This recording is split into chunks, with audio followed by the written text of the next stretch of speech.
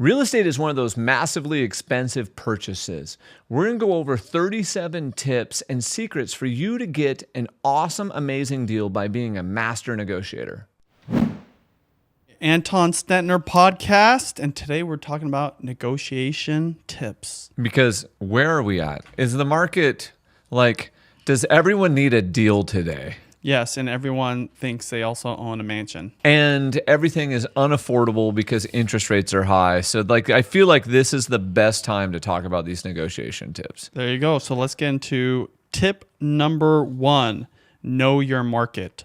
I think ultimately people need to study their market more than know their market. You need to know the days on market, how many listings are active, what's the inventory, what's a quick sale. In other words, if something comes on the market and it's priced correctly, is it going to sell in 4 days? How much of the market is selling quickly? Where's the old inventory? Why is it old? P.S. That old inventory might be things I can get deals on.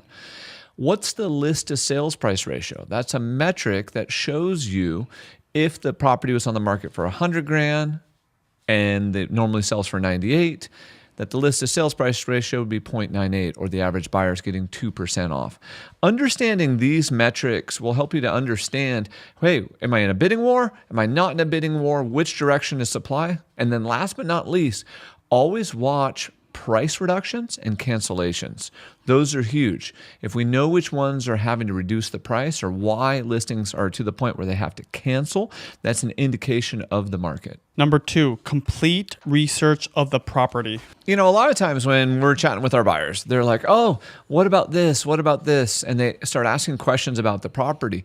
If you're going to go into a hardcore negotiation, you need to know everything about the property. It's worth knocking on the neighbors' doors. It's worth going there at different times, looking at the sales history, looking at the property history, contacting the city or the county to figure out about building permits or code violations or things against it.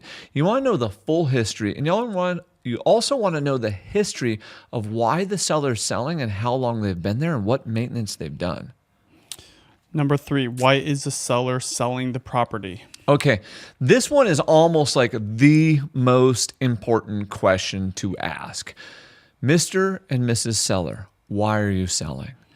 You want to try to solve for what is the price they're looking for, what's the timeline they're looking to get it in, and what's their level of motivation. Because if they say, and this was a phone call earlier today, I have to sell this property because I'm going into foreclosure and we're going to lose this property, that is a more motivated seller than we don't know where we're moving to and we could move anytime in the next 2 years. So understanding the seller's price, timing, motivation, and then also understanding forward, family, occupation, recreation, and dreams. And is there causing a life event or something else that's causing them to want to move or forced to move to a different area? Number 4, understand the power dynamic. So think about this. What is a power dynamic? A power dynamic is when someone else has massive leverage over you. If you're the buyer buying a first-time home buyer home, and there are 10 offers on that property, the power dynamic is massively swayed towards the seller and massively against you as the buyer. Conversely, if the property was off market, they have run into financial trouble, they're possibly going into foreclosure, or they have to move because of a life event. Now, power dynamic is starting to shift towards that buyer, especially if you can close quickly. So understand that power dynamic, because that's going to give you negotiating power for and against, and for purchase price and terms. Number 5, build rapport. It's simple. You and I are friends. We like each other. We tell the same stupid jokes. And so you want to be friends, or at least on good terms with the seller. You want to build a relationship with him. You want to have a conversation with him. Conversely, you want to do the same thing with the buyer. You want to know who they are, why they're buying it, how they're doing it, and how you are connecting and how to build a bridge. During this building of rapport, always remember forward. Family, occupation, recreation, and dreams. If I understand someone's family, occupation, recreation, and dreams, I know a lot about them personally. A quick way to build rapport is as you're walking around the house, People tell you who they are. It's all over their home. If there is golf stuff all over the house, they like golf. You should ask them a question about golf. Hey, looks like you like golf. They'll start talking. Yeah, Raul, really, no way. Tell me more. But you need to get them talking about something that's about them. That's how you're going to build this rapport. Number 6, active listening. Active listening is the art of paying close attention to what people are saying. And a method of active listening is when somebody says something, repeat back to them a portion of what they said. So they said, the seller goes, I need to move to Coeur d'Alene, Idaho, and I need to be there in the next 90 days. Mr. and Mrs. Seller, what I hear you saying is you need to move to Coeur d'Alene in the next 90 days. What's causing that to happen? This active listening while repeating back allows you to build a bridge, allows you to connect with them, and then it allows the seller to feel heard. People want to feel heard and understood. Number 7, know your budget. Before you go in, you have to really know, what is the price I'm willing to pay? What is my price in relation to a payment? What is the total closing cost attached to that? And what are the terms attached to the mortgage I'm going to get? In other words, is this mortgage due in 5 years? Is it due in 30 years? Does it have a prepayment penalty? Now when I know what I can pay and what my terms are, this gives me the ability to negotiate on price, gives me the ability to negotiate on terms, gives me the ability to stick to my budget, and it also allows me to be flexible because maybe I might give something up on the price in order to get something on the term side, but in the end, it still washes out and gives me the same result. Also, when I deeply understand this, it allows viable alternatives to surface that wouldn't normally present itself in the beginning of a negotiation. It allows you to ask better, deeper questions so that the seller can come at you with possible options and alternatives that you may not have thought of. Number 8, get fully underwritten and or secure the cash. You hear like, oh, you should go get pre-approved. That's BS. A pre-approval letter is not worth the paper it's written on, and most good real estate agents know that. So go all the way. Get fully underwritten. And a fully underwritten means they took in your taxes, your pay stubs, they verified income, they verified employment, and then you get a letter from them that isn't just a pre-approval letter. What it specifically says is this is just subject to the title and the appraisal, which allows you to make an offer that could close in as quick as 10 days or 2 weeks. And it allows you to put in a stronger offer than the average buyer. Second, you should always have an ability to pay for it in cash if that's an option. Because if you get into a strong negotiation, you may have to dip into your retirement account. You may have to liquidate some stocks. And I want you to figure that out up front. You may have to call Dear Aunt Tilly and say, Dear Aunt Tilly, I need your help on this one. Dear Aunt Tilly is that person in your life, and they are, may or may not be a relative, who you could reach out to who could help you pay for this in cash. Last but not least, I would also recommend you have a secondary source of funding in case that first loan doesn't work out. Maybe a different loan type, a backup plan. A lot of deals fall apart because of financing. I don't want you to go negotiate the best deal humanly possible and then not be able to get it because you couldn't finance it or fund it on the back end. Number 9, ask open-ended questions. This one should almost be a no-brainer, but it's really funny how few people have done negotiations and done lots of them. If you ask a yes or no question, you get a yes or no answer. You need to ask open-ended questions to continue a conversation. So don't say, would you sell it for $600? That's a yes or a no. Is there a price range you've considered selling the property for? Is there a number that you have in mind that you're trying to achieve? If you were to sell it, where would you move to? When this does sell, where are you going? It's all open-ended. The conversation needs to keep moving. If you don't know these, write them down before you go into the negotiation. This will cost you money if you can't ask these properly.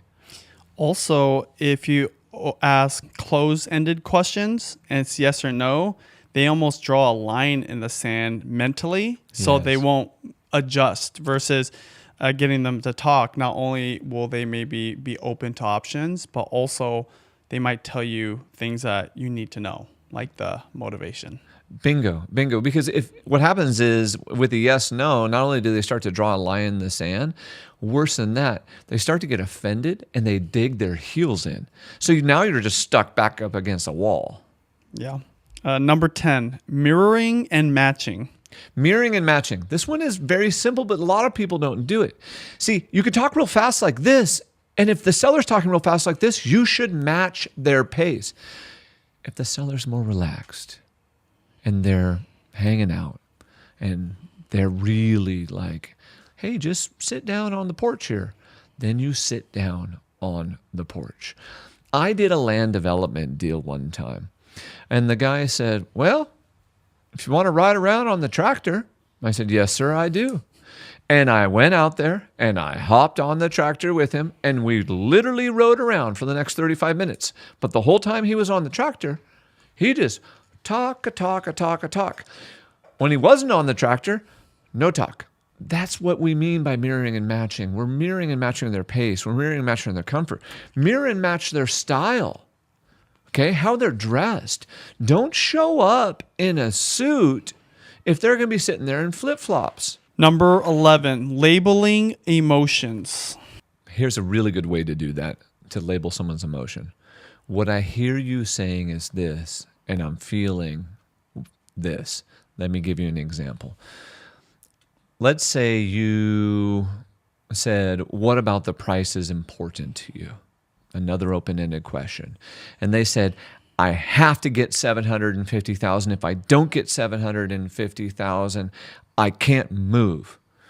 What I hear you saying is is $750,000 is a number that's important to you, and you have to have that to move. And I'm sensing some emotion around this. Yes, if I don't get that money, I can't move to be close to my mom, and my mom is sick. What usually happens is, and the emotions could be anything. They could be joy all the way to anger, to depression, to happiness, whatever. But sometimes labeling it helps you to identify where there's a rock and a hard spot and something maybe you shouldn't go or something you have to solve. So labeling emotions, this is one of those big ones that a lot of people miss who haven't done tons of negotiations. What happens when you label emotions and you acknowledge them in a negotiation? I believe people, they feel heard and they feel understood. And that's the number one thing. And their emotions, whether they're excitement, joy, or anger, they start to relax because someone acknowledged them. When their emotions are pushing really hard, they can't think logically. And so that's going to pull them in some direction. And all you're trying to do is just get them on a certain path. So by labeling it, you're allowing them to get on some path and head in a direction. Number 12, hire a skilled real estate agent. So if you're going to go buy a property, you need to hire the absolute best agent for that property. So for example, if you're buying a multifamily, don't go hire the condo king to sell you a multifamily. Go hire the person who's done 100 multifamily transactions. Also, you want to look at their track record. How long have they been in real estate? Have they closed thousands of deals like we have at RESG? What's their, so real estate agents, we have a list to sales price ratio. It's right inside the MLS. That's our batting average. What's their batting average on this type of a property? Have they ever been sued?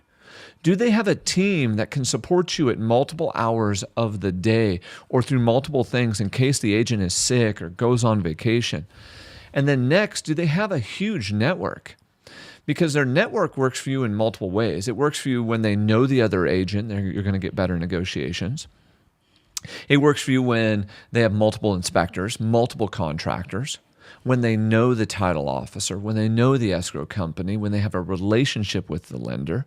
And then remember, see, a lot of people think it's a one and done on a negotiation. There are a minimum of 2 major negotiations during every purchase and sale, and there's sometimes as many as 5. And those major negotiations are simple. There's the first one to get the deal signed. But the second major negotiation happens at the inspection.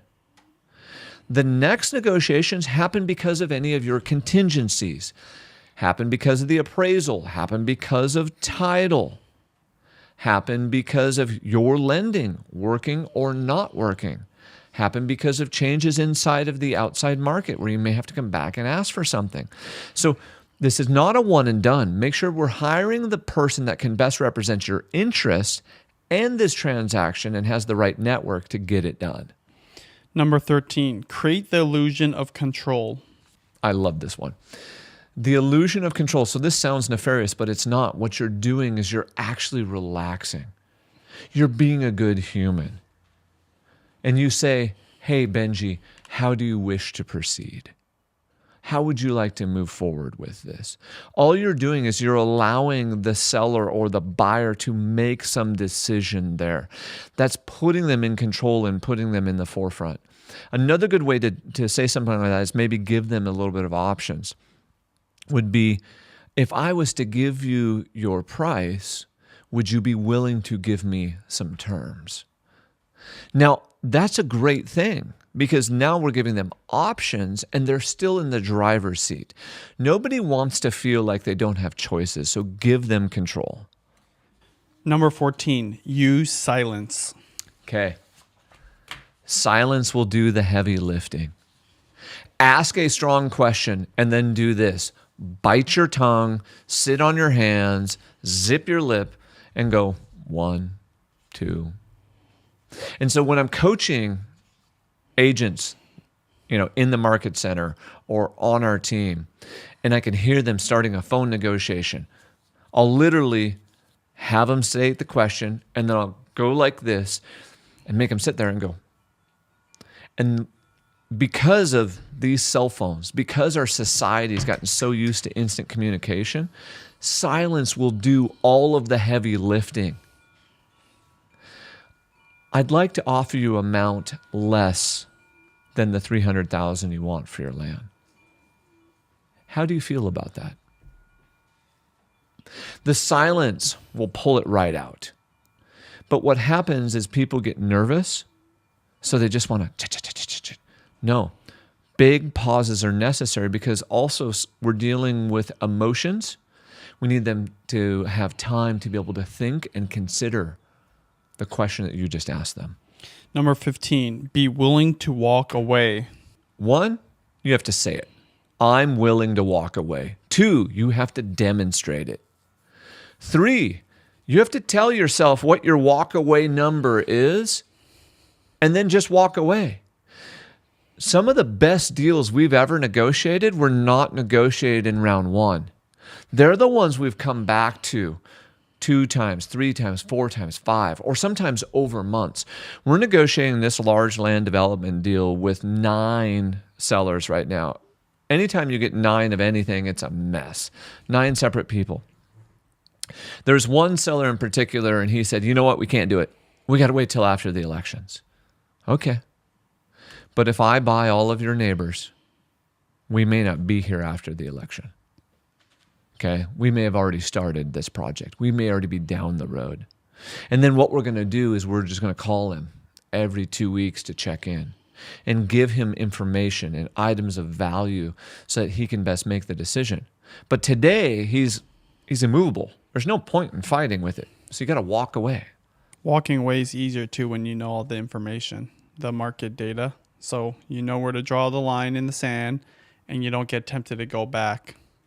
So really important. So look, bonus tip, write down what you're willing to pay, write it down, and then put that, and then write it down again in front of you before you make that phone call so you're looking at it. And then if you're all of a sudden willing to pay $5,000 more, you need to cross that number out and write the new number above it. It's very real when you're writing it. It holds you more accountable. Number 16, play your contingency cards wisely.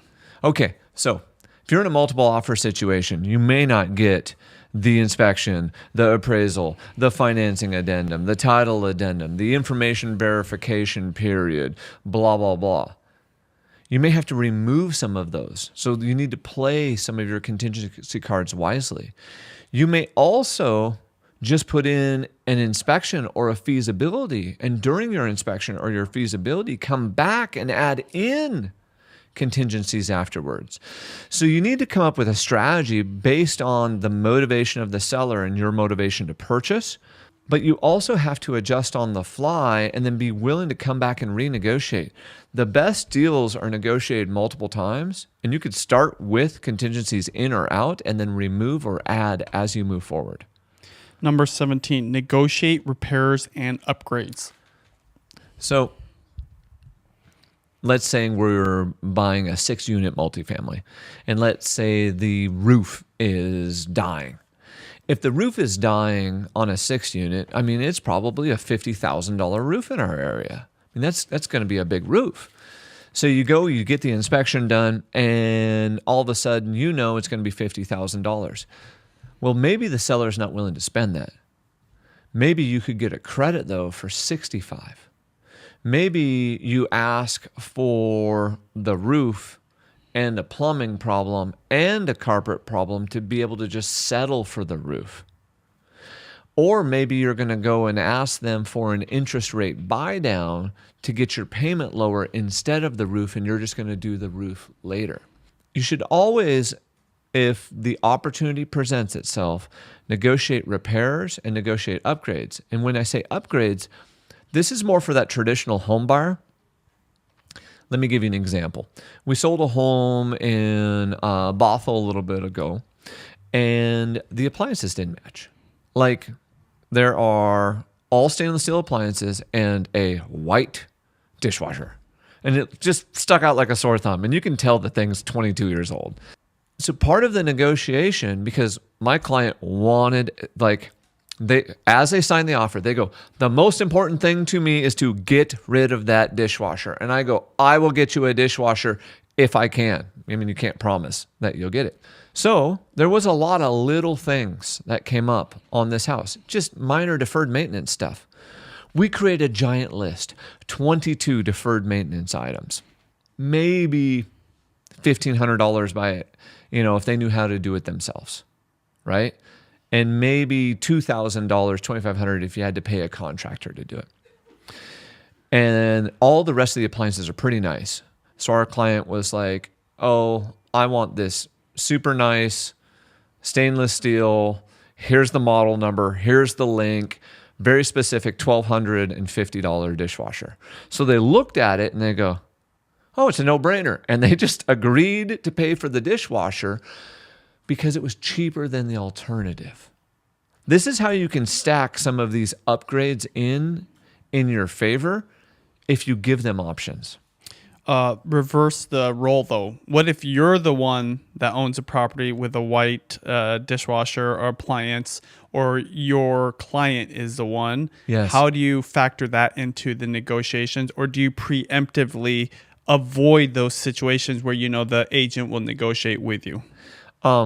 We try to preemptively negotiate for the seller, but we also, hey, these are the 5 things or the 6 things that we see with the property that's going to probably come up in the future.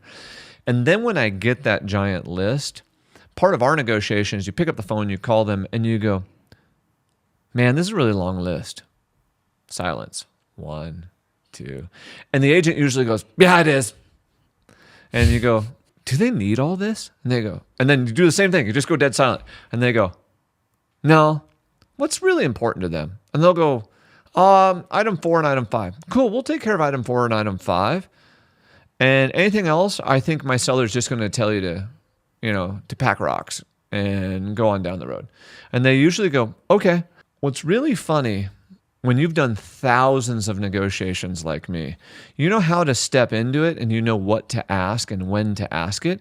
And most of the time, you just need to push back on any negotiation to find out what's reality. Because if they come back to you and say, if the buyer is not going to get $1,000 credit or 10 of these items fixed, the deal's dead. And they're saying it with some oomph and some emotion that you can feel. Then you turn around and go to your seller and say, I really believe these are important things to this buyer. So we have two choices. We can agree to this and have this be done, or we can go back on the open market. Which do you prefer? Because then I'm giving the seller the choice, but I've also pushed as hard as I can. Number 18, the winner's curse. So this is one of those ones that sounds really weird. When you get a deal and it feels like you should just agree to everything, you should always counter back, whether you're the buyer or the seller. Because what I've found in doing the thousands of real estate transactions, if we don't counter back at least once or twice or a couple times, what happens is that the deal seems to go harder during the whole time. But if we push back and negotiate a few terms, the buyer feels like they won, the seller feels like they won, and we actually built a bridge and a relationship between the two parties, and the deal always seems to go smoother. So avoid the winner's curse by simply doing a simple negotiation. Number 19, use the red herring. The red herring. It's so like, look over here, take this. Just kidding, we wanted that. So there was one time where one of my friends wanted a property, and this was a very good friend, and he said, do you think we could get the kegerator? And I said, I think we could get the kegerator. And I said, for you, I'll ask for everything. He goes, can we be ridiculous? I said, let's just be ridiculous. So we did the inspection. And during the inspection, we asked for a laundry list of items. And we said, in lieu of the laundry list of items, we will take your barbecue, your riding lawnmower, your smoker, the kegerator, the ping pong table, the outdoor furniture. Okay, all he wanted was a kegerator. The list was so long, the agent calls livid. My client is flipping their cookies.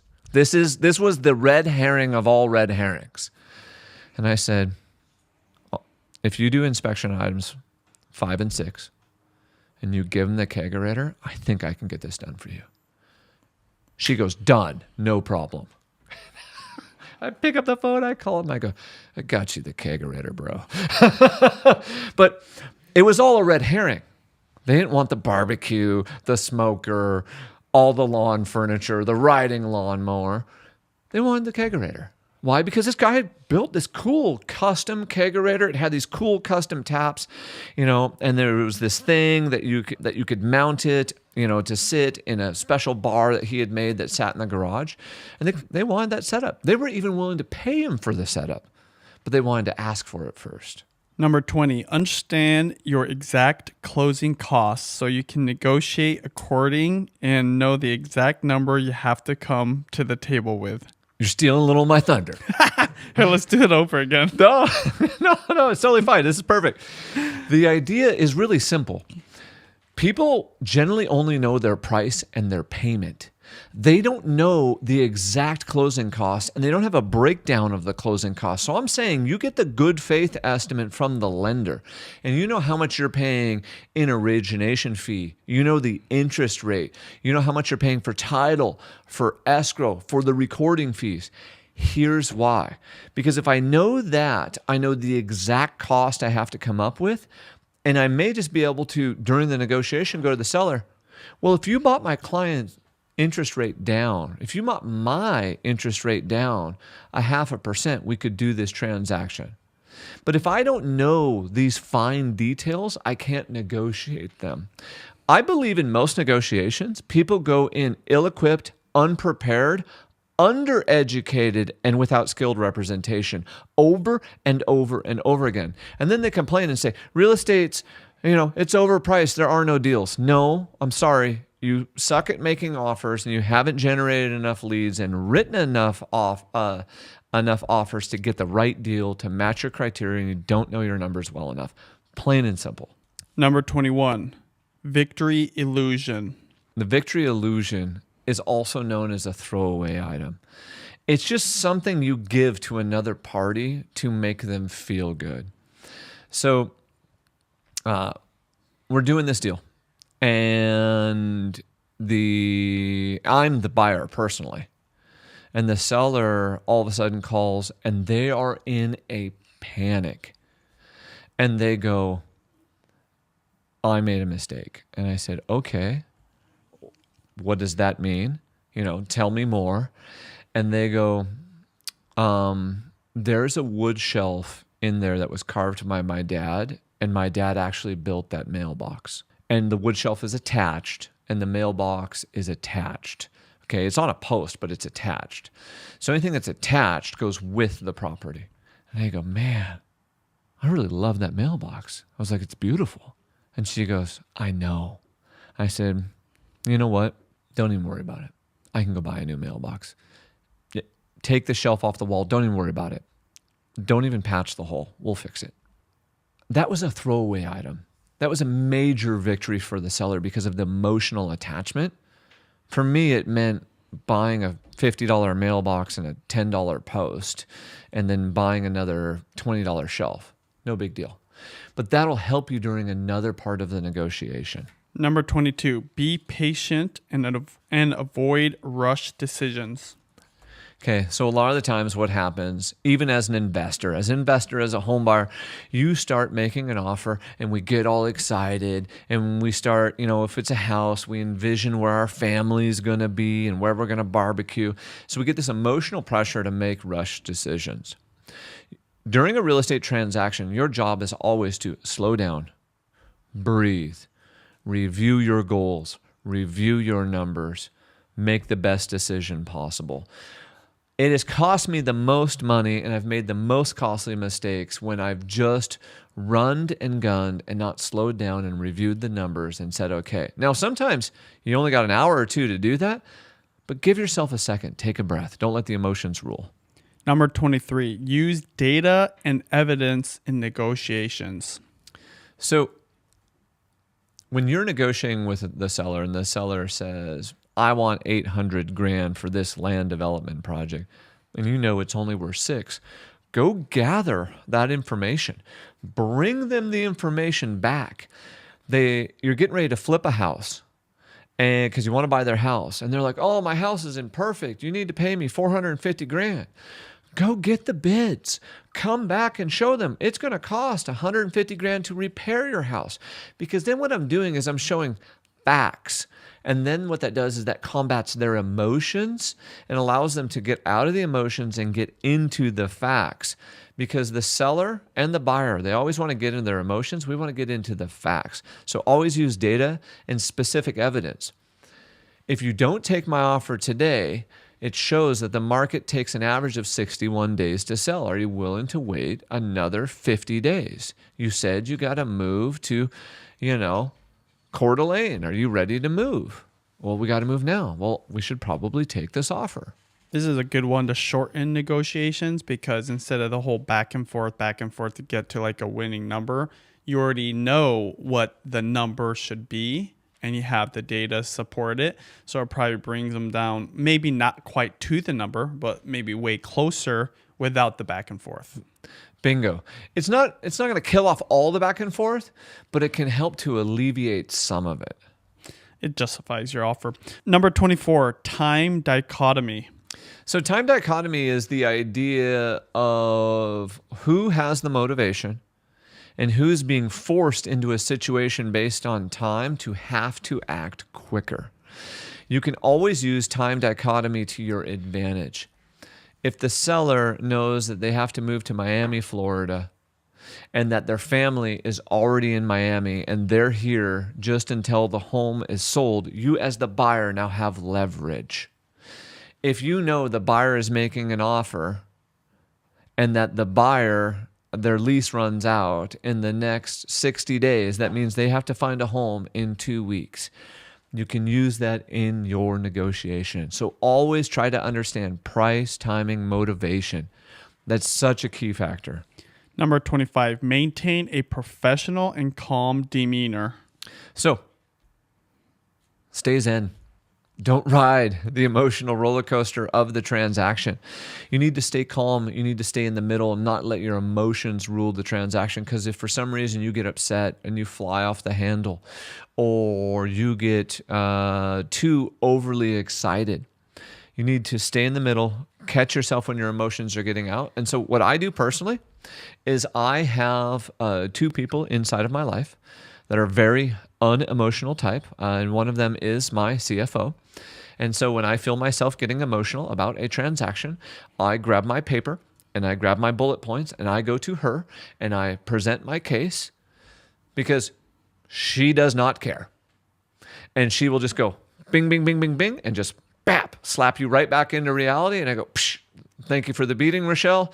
And I go right back into the transaction. So I always like having an independent third party for help with that. One tip for never getting emotional is never feel like this is the only deal in the world. Amen. There's bro. just not only more right now, but there's going to be more later. The deal bus comes around every day. There's always another deal. Don't let that weird fear of loss emotion, take the good deal from you. Number 26, negotiate beyond price. Okay. So a lot of surface level negotiation is simply price. And it's unfortunate when a buyer or a seller gets stuck just on price, because we also have all of the terms. We have the closing date. We have the down payment. We have creative financing provided by the seller. We have move-in dates, move-out dates. We have appliances. We have rent backs. We have the kegerator like we talked about. We have seller concessions. We have credits. We have upgrades. There's a million things, and everyone gets so fixated on price. So remember this rule of thumb. My price, your terms. Your price, my terms. I'd rather pay your price on my terms than pay just price. Number 27, optionality. Optionality, we mentioned this earlier, but optionality is a phenomenal negotiation technique. It is giving them options. So I was trying to buy this property, and I showed up with 3 offers. I said, here is my cash offer. I will close this in 2 weeks and ask no questions. Here is my financed offer, where I will close this in the next 60 days, and I have a 2-week inspection. Here is my seller financed offer, where you as the seller can be the bank. This one is the lowest price.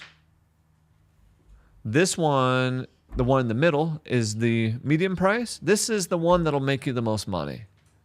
In this example that I'm specifically talking about, they chose the owner finance deal because it made them the most money. Because over time, they'd actually net higher than the price that they originally wanted, and they didn't need the money right then.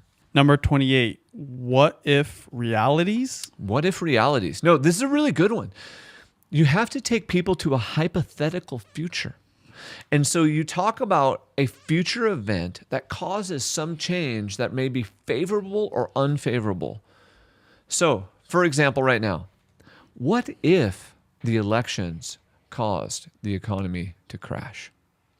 What if X politician gets elected? How do you think that's going to affect real estate next year? The market is really good today. Do you have a crystal ball of where it's going in the future? So you're just asking people to think about a different version of the future, good or bad. It's irrelevant. It just depends on where you're negotiating from. And generally speaking, when people go into their head, it's a dark place. So don't go there alone. So the future they paint is almost never like all roses. It's almost always worse, which helps them to move in your direction during a negotiation. Number 29, getting yes. Getting yeses. If I get the other party to say yes to one thing and yes to a second thing, now all of a sudden their pattern of saying yes makes them likely to say yes to the third or the fourth thing. So work towards anything you could get an agreement on. Do you not like the price I offered? Yes, I don't like that. Do you want more for your property? Yes, I do. If I was to present you a few options on how I could pay more, would you be open to looking at multiple options, maybe a little bit creative? Yes, I would. Boom, now we can have a great conversation. Their price, my terms. Would you give me your car? Number 30, document everything. During a negotiation, you should keep your little, yellow notepad, Google Doc, and you should talk about what's important to them and start writing it down in your notes because you'll forget we're human. And then also, as soon as you get a term agreed to, get it in writing. If it's not in writing, it doesn't exist. So this is double documentation. Documentation for you in your notes, because some of these negotiations, we've done some for years, okay? And the second part is once we're documented and in writing, then it's now part of the contract. It does not exist until it's in writing. Documenting everything too takes a little bit of the responsibility off of you.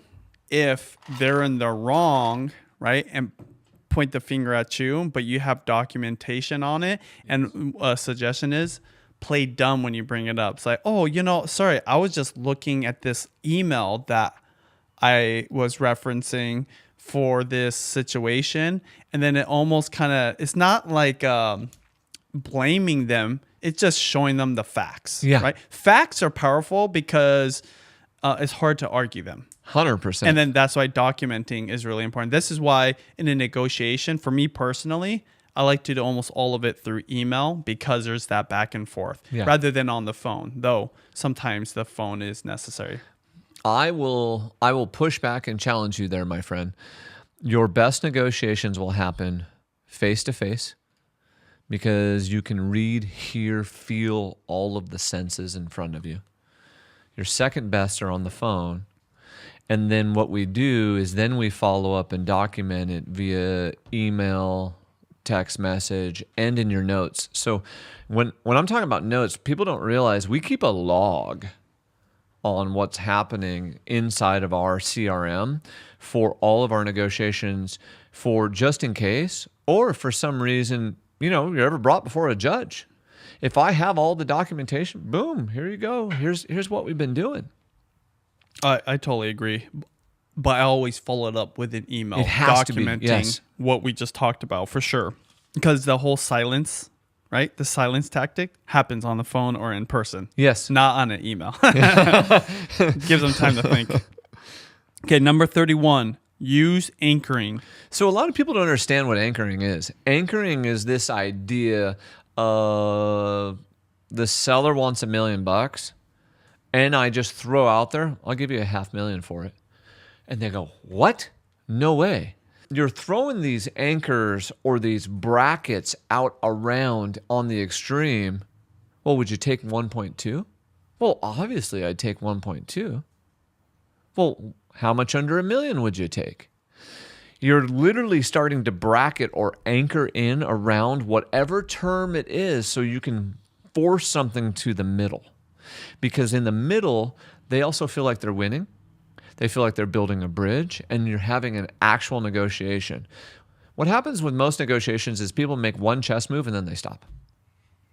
Now, you can also over-negotiate too. Most good negotiations for each term needs to happen within 3 moves.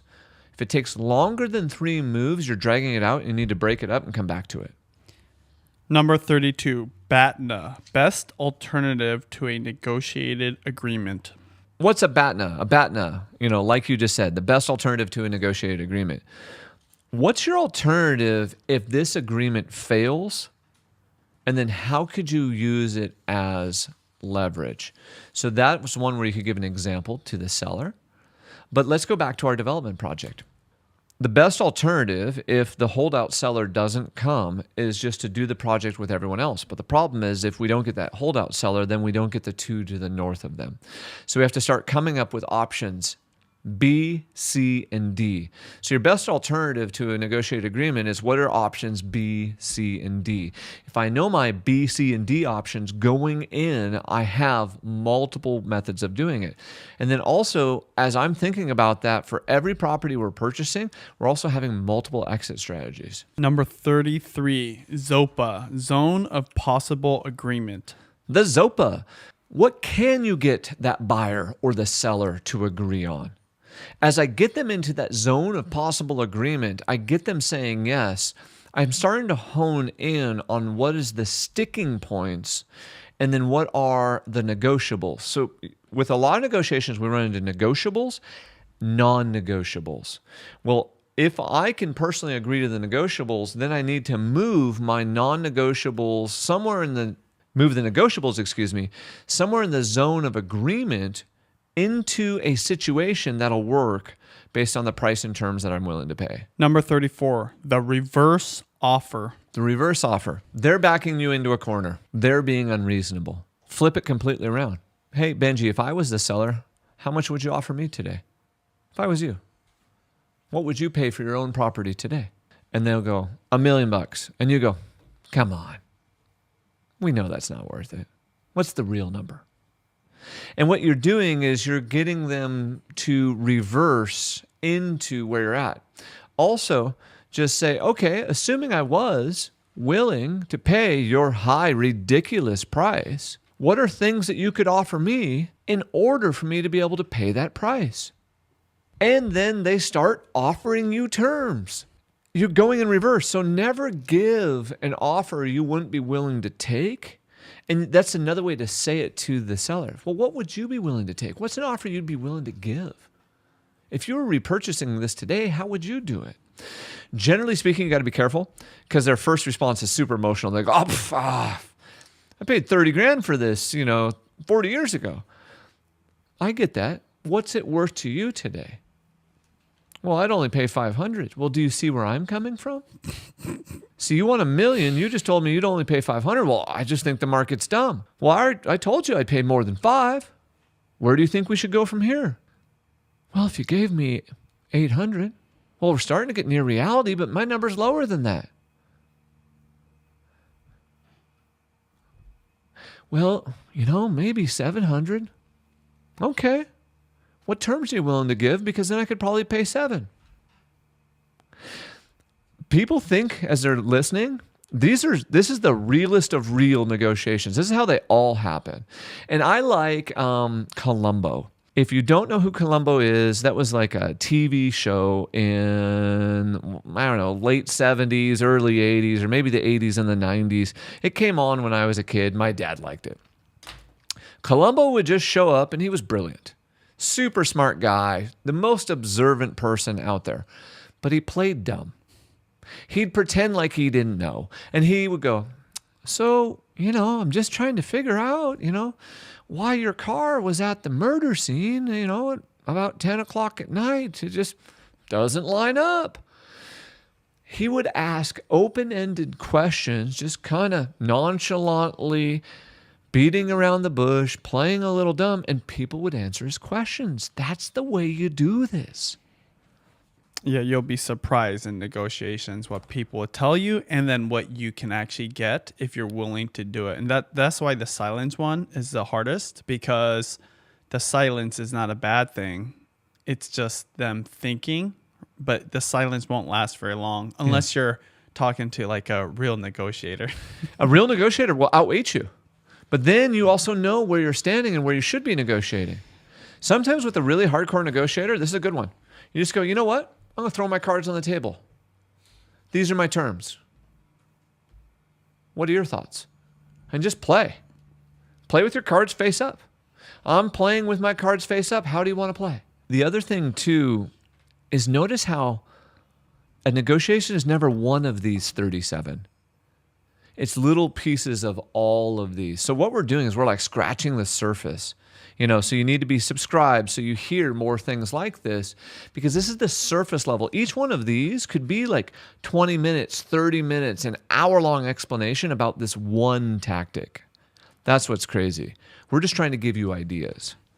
Number 35, build a bridge or win-win solutions. If you're going to go in and absolutely gut someone, you're never going to be able to do business with them again. And when you live in a city or a small community, that's never going to work. So one, always leave meat on the bone. Always sign a deal that you would give to someone else. Don't be greedy. Okay? So that's my rules. Next thing is we have to build a bridge and create a win-win situation so they feel like they're winning. You give up something, they give up something. And what we're doing is we're building towards the center ground. What you have to be doing is you have to be thinking long-term enough and far ahead enough that you can get them there in the next 3 to 5 moves. That way, when they win at something, you win at something, and you can get to where you want to end. Number 36, focus on the big picture. Okay. What's the long-term goal here? What's the midterm goal? What's the short-term goal? What's the exit strategy? I watch buyers get all Twitter paid, get their emotions and their panties in a wad over one particular part of a negotiation. Let it go. What's the long-term picture? What's our goal with this property? They won't give us the price. What's the terms they're willing to take? They won't take the offer today. Great, we'll come back in a month. It's never just one and done. And like you mentioned earlier, the deal bus will come back around and we can find another one. Number 37, learn from each experience. Okay. Sometimes we win, sometimes we learn. And what I'm telling you here with this learn from each experience is that you should be writing notes about what worked well in that negotiation, what type of an individual it was, what demographic they were, what personality profile they did, the steps that you went through. You need to go autopsy what has happened so that you can take negotiations from just, winging it to an actual process. Because once negotiations become a plan and a process and a framework that you're using over and over again, then you become the master who looks like the artist. You're actually a master negotiator. But if you don't write it down and review and figure out what worked and what didn't work, you will never get better at negotiations. That is all 37. Thank you. Subscribe for more. And then, hey, if I missed one, leave it in the comments. Let us know what we missed.